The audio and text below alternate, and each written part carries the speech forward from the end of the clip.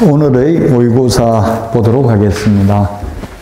자, 1번 지문인데 공인중개사법하고 매수신청 내린 등록에 관한 규칙 틀린 것입니다. 기억은 공인중개사법이죠. 이거는 매수신청 내리라는 말이 없으니까. 공인중개사법에서는 등록하려면 모든 임원, 사원, 전원이 실무교육을 받아야 되고 분사무소 책임자도 받아야 되고 소속공개사 될 사람도 받아야 되죠. 맞습니다. 기억은. 미연은 매수신청 내리 실무교육은 모든 임원이 아니라 오로지 대표자만 받습니다. 대표자만 받습니다. 법인의 경우. 그 다음에 모든 임원 연수교육을 받아야 된다. 실무교육은 모든 임원 받는 거 맞는데 연수교육은 모든 임원 받아야 된다. X입니다. 연수교육은 개공, 소공만 연수교육 대상입니다. 즉 자격증이 있는 임원은 소공이니까 연수교육 받아야 되지만 자격증 없는 임원은 반대 해석을 하면 보조원입니다. 따라서 연수교육 받을 필요 없습니다. 모든 임원 계약서 작성할 수 있다. 소공만 계약서 작성할 수 있고 보조원은 못하죠. 자격증 없는 임원은 소공이 아니고 보조원입니다. 그래서 작성 못합니다. 모든 임원 인장 등록해야 된다. 소공, 개공만 인장 등록하잖아요. 우리 법 제2조 용어정의에 보면 소공의 소속공개사는 법인의 임원 또는 사원으로서 공인중개사인자를 포함한다 이렇게 돼 있잖아요. 그래서 자격증 없는 임원은 소공 아니니까 인장 등록할 필요도 없습니다. 틀린 건 4개네요. 기억만 옳은 것입니다. 답 4번입니다. 그럼 기억에 실무교육이 직무교육도 포함된 건가요? 아니요. 직무교육하고는 다르죠. 모든 임원이라면 네, 여기서 우리 그 법인의 임원이라고 하면 모든 임원 사원, 그 사원은 한 명 합자 회사의 무한 책임 사원을 말하기 때문에 그 보조원을 의미하는 것은 아닙니다. 여기서는 그냥 법조문에 이렇게 돼 있어요. 그 보조원도 모든 사원에 들어간다 이 말이죠. 보조원. 예, 그때 사원은 주식회사 사원을 말하는 게 아니라 한 명 합자 회사의 무한 책임 사원이기 때문에 주식회사 임원하고 같은 지위에 있는 사람을 사원이라고 해요. 그 공인중개사법상은 사원이나 임원이 같은 의미입니다. 그래서 사원이 주식회사 임원 밑에 있는 평사원을 의미하는 게 아니라 한 명 합자 회사의 무한 책임 사원이니까 주식회사 임원하고 같은 지위에 있는 사람이라고요. 됐습니까? 공부 최고 잘하는 분 질문이에요. 이게 공부 못하면 이런 질문 하기 어렵죠. 알아야 깊이 알고 있다는 이야기예요. 자, 기억. 법인인 한 명 회사의 이게 지금 아까 무한 책임 사원이라고 했잖아요. 틀린 것을 했는데 유한 책임 사원이 되고자 하는 자는 실무교육 대상이다. 아닙니다. 유한책임, 이렇게 시험에 나온 적은 없습니다. 우리 시험에 유한책임사원이 나온 적은 없다고요? 유한책임사원이 책임이 무거운 거예요? 무한책임사원이 책임이 무거운 거예요? 무한대로 책임지니까 그게 임원하고 똑같다고요. 주식회사에서는 그냥 아무 말 없이 사원이라고 하면 당연히 한 명 합자회사의 무한책임사원을 말하는 겁니다. 여기는 유한책임사원이라고 했으니까 실무교육 받을 필요 없어요. 무한책임사원은 실무교육 받아야 되고요. 무한책임사원은 실무교육 받아야 됩니다.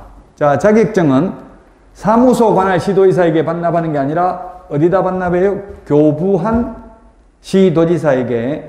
그리고 자격정지 처분은 보고하지 않습니다. 자격 취소를 보고합니다. 미엄, 등록관청은 자격정지 사유에 해당하는 사실을 알게 된 때는 지체 없이 그 사실을 시도지사에게 통보해야 됩니다. 통보받은 시도지사가 자격정지 처분을 한 때에는 다른 시도지사에게 통보하거나 국토부 장관에게 보고하는 규정은 없습니다. 틀린 거 3개입니다. 3번이 정답이 되겠네요.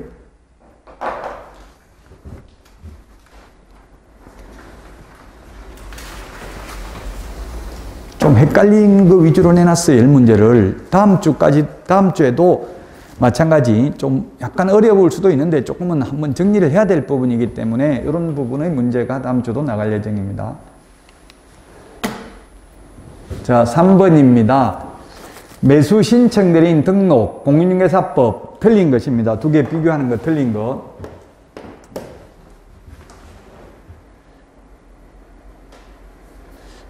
중개의뢰인은 중개의뢰 내용을 명확하게 하기 위하여 필요한 경우에는 개업공개사에게 거래 예정가격 또는 예정금액, 예정가액은 같은 의미입니다. 기재한 일반 중개계약서 작성을 요청할 수 있다.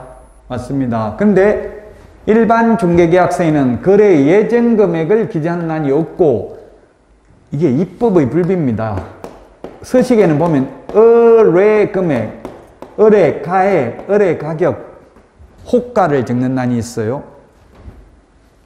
그래서 니은 X고요. 전속 디귿, 지금 틀린 거 고르는 거죠. 디귿, 거래 예정금액은 전속 중개계약 시 비공개 요청하지 않는 한 정보 공개해야 되고 확인 설명도 해야 됩니다. 그러나 거래 예정금액은 계약서 필요적 기재사항은 아니죠. 계약서에는 거래금액입니다. 전속 중개계약서 서식에도 거래 예정금액을 기재하는 난은 없습니다. 뭘 기재한다고요? 의뢰금액을 기재하는 난이 있습니다. 서식을 봐야 알 수 있습니다. 이거. 자, 그 다음에 거래 예정금액은 확인 설명해야 됩니다. 시세입니다. 그 다음에 확인 설명서에는 거래 예정금액 기재하는 난이 있습니다. 이것도 약간 입법의 불비입니다. 거래 예정금액이 시세라고 했는데 시세를 확인 설명서에 적는다는 건 좀 웃기죠? 어쨌든 서식에 기재하는 난이 있어요. 서식을 봐야 풀 수 있습니다. 또 확인 설명서에는 중개보수를 거래 예정금액을 기준으로 계산한다 이렇게 되어 있어요. 실제 거래 예정금액이 일종의 시세, 개업공개사가 계략적으로 평가한 금액인데 중개보수는 실제 거래금액으로 봤죠. 그렇지만 확인 설명서 서식에는 이 거래 예정금액을 기준으로 계산한다라고 되어 있다고요. 악법도 법이라고 지금 확인 설명서 서식에 대해서 물었으니까 옳은 내용입니다. 틀린 것 두 개네요. 니은, 리얼 두 개가 틀린 내용입니다. 한번 서식을 보고 확인해 보시기 바랍니다. 인터넷에 제가 질문 가장 많이 올라오는 걸 묶어서 지금 문제 낸 거예요. 법정 서식이 있는 것은 했는데 기출문제 출제됐습니다. 일반 중개계약서 답 5번입니다. 법정 서식이 있습니다. 거래계약서 없고 금융계약서 없고요. 공동사무소 설치신고서, 중개보수영수증, 그 다음에 또 없는 게 정정신청서, 법정서식 없습니다. 정정신청서, 부동산거래신고에서 해제신고서, 변경신고서는 있습니다. 서식. 근데 정정신청서는 법정서식 없기 때문에 신고 필증에 정정사항을 기재해서 제출을 하면 됩니다. 시험에 거래계약서 법정서식 없다는 거 시험에 출제됐습니다. 또 시험에 금융계약서 필요적 기재사항에 대해서는 공인중개사 법령에서 규정하고 있다. X입니다. 부동산 등기 특별조치법 제3조에 보면 당모가지 개대가리 중의조한다. 우리 암기 프린트 10번에 있는 필요적 기재사항은 부동산 등기 특별조치법에서 규정하고 있습니다. 또 시험에 나왔던 게 의뢰인의 요청이 있으면 개업공개사는 금인신청하여야 한다. X. 금인신청은 계약 당사자 중 1인이나 그 위임을 받은 자, 계약서를 작성한 변호사, 법무사, 개업공인중개사가 금인신청할 수 있지 할 의무는 없습니다. 공동사무소 설치신고서 서식 없기 때문에 공동사무소 설치하려면 어떻게 설치해야 돼요? 다른 사람이 하고 있는 장소에다가 이전을 하는 거, 옮기는 거나 또는 다른 사람이 하고 있는 장소에다 신규 등록을 하거나 처음부터 2명 이상이 신규 등록을 하면 그게 공동사무소가 된다. 중개보수영수증은 법정서식 없기 때문에 교부할 의무도 없고 보존할 의무도 없습니다. 그 대신에 확인설명서에 중개보수 산출 내역을 기재해야 되죠. 확인 설명할 때도 보수가 얼마인지 설명해야 됩니다.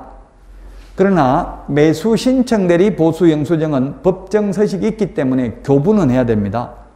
그러나 매수 신청 대리 보수 영수증도 보존할 의무는 없다. 5번이 정답이 되겠습니다. 자, 부동산 거래 신고 등에 관한 법률상 법정 서식 없는 것입니다. 아까 이야기했죠. 정정신청서 법정서식 없다고. 법인이 주택거래계약을 하는 경우, 주택을 취득하는 경우 법인주택거래신고서도 제출해야 되고 부동산 거래 신고서도 제출해야 되고 2개 제출해야 되죠. 그 다음에 변경신고서, 해제신고서 있습니다. 외국인 취득 신고 확인증, 외국인 부동산 계속보유 신고 확인증, 외국인 토지 취득 허가증 이런 거는 법정 서식이 있습니다. 법정 서식을 확인하고 싶으면 부동산 거래 신고 등에 관한 법률 시행규칙 별지 서식을 보시면 되겠습니다. 답 3번입니다. 정정신청서는 법정 서식 없다. 자, 이행강제금입니다. 틀린 것입니다. 이행강제금. 1번이 중요합니다. 농지법은 감정가격, 개별공시지가, 표준지 공시지가 중에서 더 높은 가액입니다. 낮은 가액 X 100분의 25, 1년에 한 번씩 부과합니다.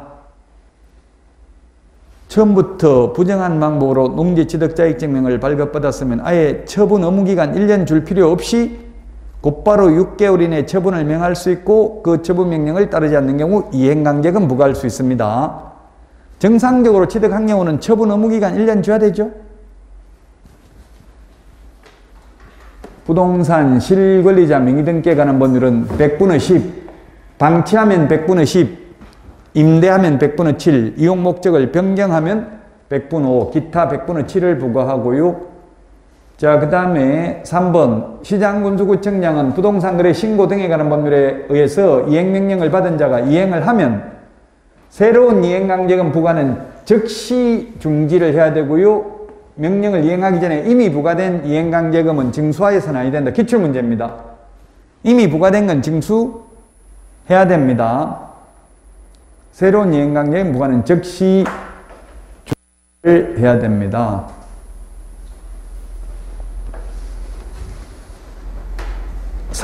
이 4번은 아직 시험에 나온 적은 없습니다. 4번만 안 나왔고요. 나머지 이행강제금 4개 법은 다 시험에 출제됐습니다. 장사 등에 관한 법률에서는 시장 등은 최초, 이전 또는 개수명령이 있은 날을 기준으로 하여 그 명령이 이행될 때까지 1년에 2회 범위 내에서 반복하여 500만 원의 이행강제금을 부과 징수할 수 있다. 네, 맞습니다. 이거 장사 등에 관한 법률 시험에 나온 적은 없는데 장사 등에 관한 법률은 이행강제금 3가지입니다. 면적을 위반한 경우, 설치하면 안 되는 장소에 설치한 경우, 그 다음에 매장기간 30년이고 한 번 더 연장해도 60년밖에 안 되죠. 60년 지나도 계속 매장을 해놓으면 이거 이행강제금 부과합니다. 3가지. 근데 아직 4번은 시험에 나온 적 없다 했어요.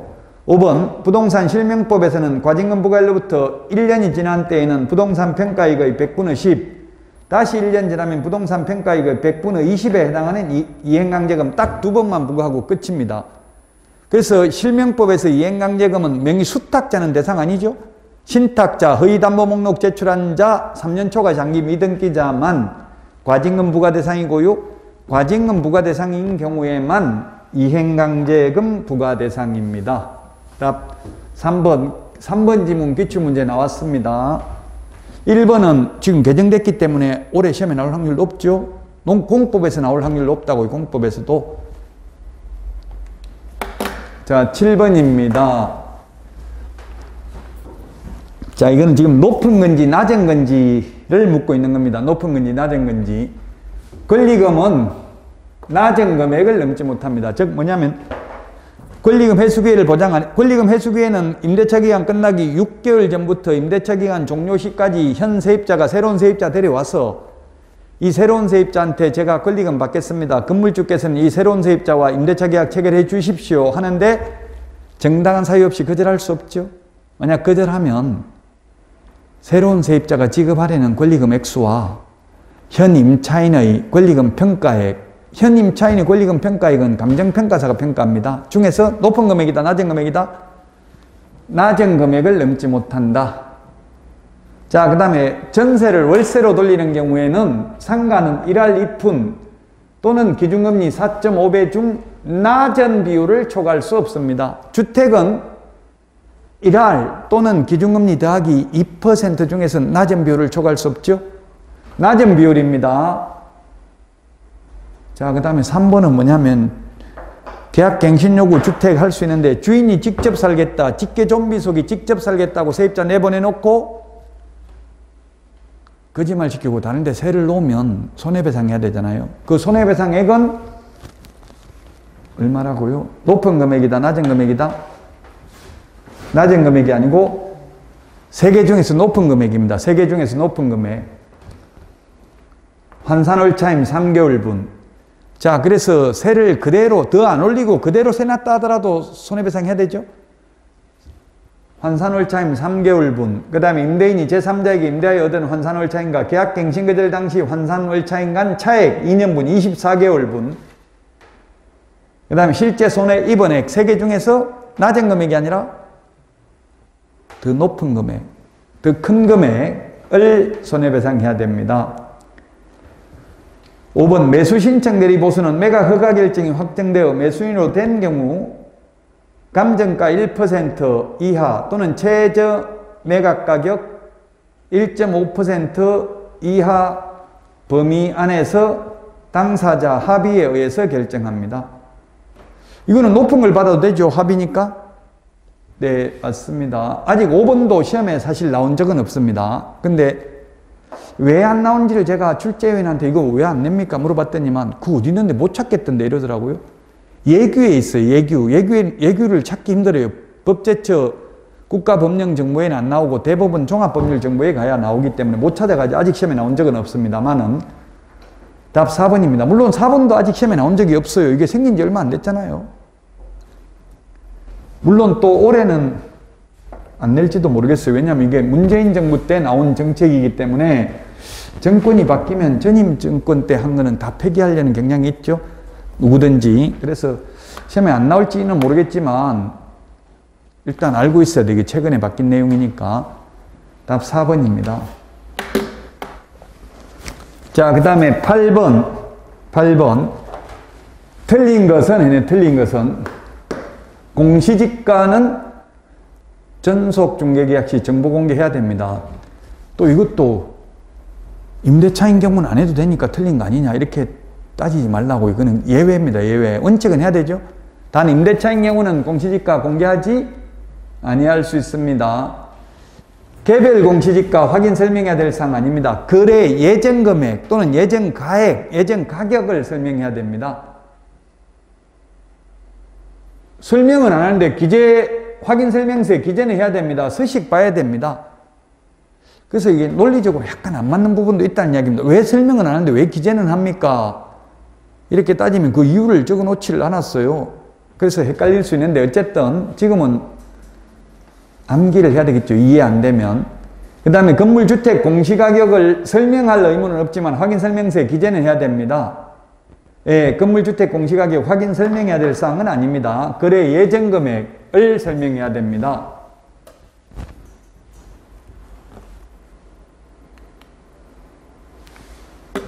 (9번) 농지법입니다. 틀린 것은 했는데 시구 읍면장한테 받아야 됩니다. 군수 X입니다.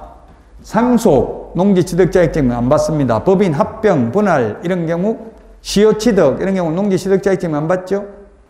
또 전용 협의를 완료한 경우도 안 받죠. 자, 그 다음에 시구 읍면장은 투기가 성행하거나 성행할 우려가 있는 지역 농지심의원의 심의를 거쳐야 됩니다. 제가 심의 거쳐야 되는 거 말했었죠. 심의 거쳐야 되는 거.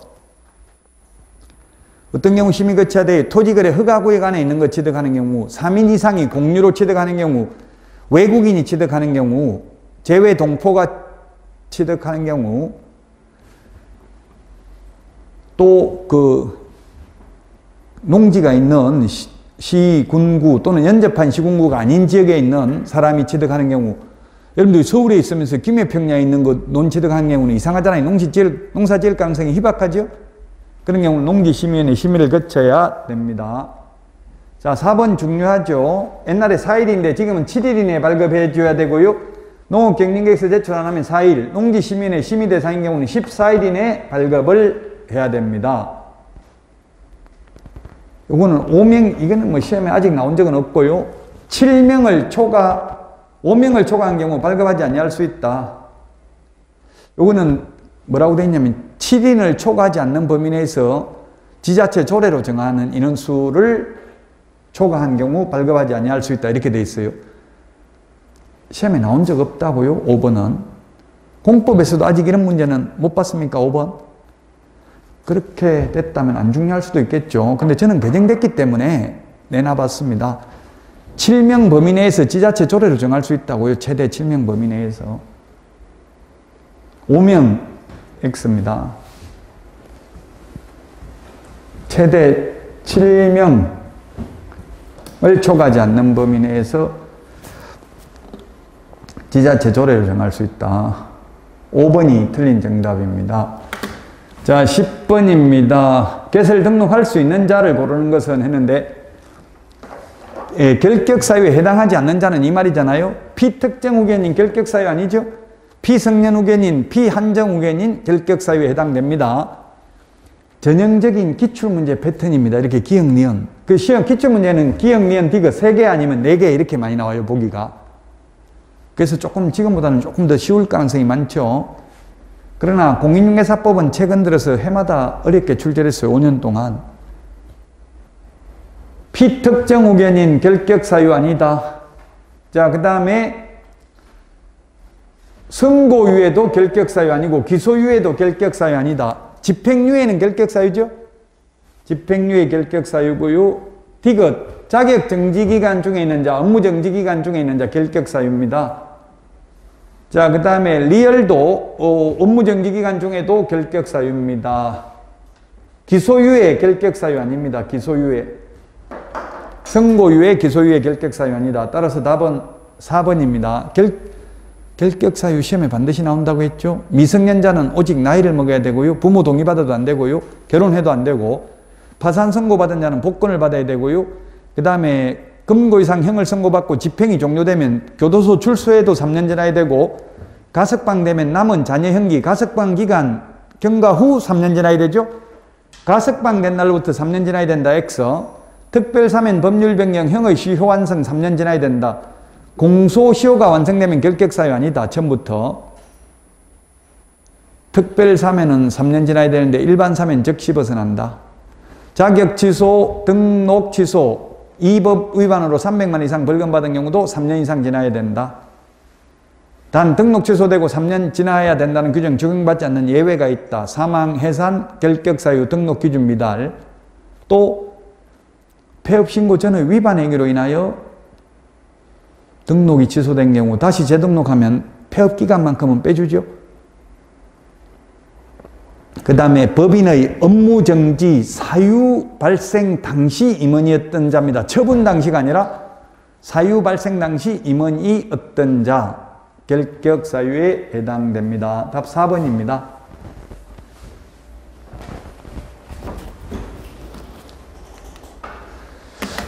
이제 정말 얼마 안 남았는데 다음 주가 마지막인데요. 지금 남은 기간도 2차는 충분히 고득점 할 수 있습니다. 암기사항이니까. 1차는 단기간에 고득점 하기는 쉽지 않지만 특히 건강관리 잘 하시고요. 이제 밤늦게까지 공부하는 거 좋지 않아요. 일찍 자고 일찍 일어나고 페이스 관리를 해야 돼. 이제 실제 시험에 적응하려면. 건강관리 잘 하시고 다음 주에 찾아뵙도록 하겠습니다. 수고하셨습니다.